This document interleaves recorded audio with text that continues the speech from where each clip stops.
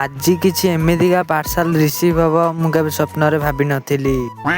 ତ ଜୟ ଜଗନ୍ନାଥ ସାଙ୍ଗମାନେ, ମୁଁ ହେଉଛି ଶଙ୍କର ଆଉ ମୁଁ ଆପଣମାନଙ୍କୁ ସ୍ୱାଗତ କରୁଛି ମୋର ଆଉ ଏକ ନୂଆ ଇଣ୍ଟରେଷ୍ଟିଂ ବାଲା ମିନି ବ୍ଲଗ୍ରେ।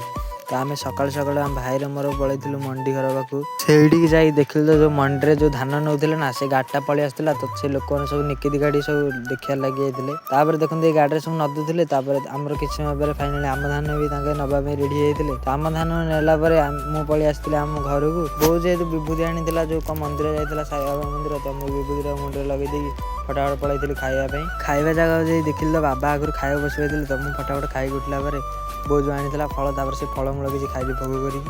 ସବୁ କାମ ସାରିକି ବାହାରୁ ବାହାରିଲା ସବୁ ମୋର ଏଇ ଭାଇଙ୍କ ସହ ଭେଟ ହେଇଗଲା। ତାପରେ ସେ ଭାଇଙ୍କ ଦେଲେ ମିଶି ମୁଁ ପଳେଇଥିଲି କ୍ରିକେଟ ଗ୍ରାଉଣ୍ଡକୁ, କାରଣ ସେଠି କ୍ରିକେଟ ଖେଳ ଆରମ୍ଭ ହେଇଯିବ। କ୍ରିକେଟ ଗ୍ରାଉଣ୍ଡରେ ପହଞ୍ଚିଲା ପରେ କିଛି ସମୟ ଖେଳ ହେଇଥିଲା।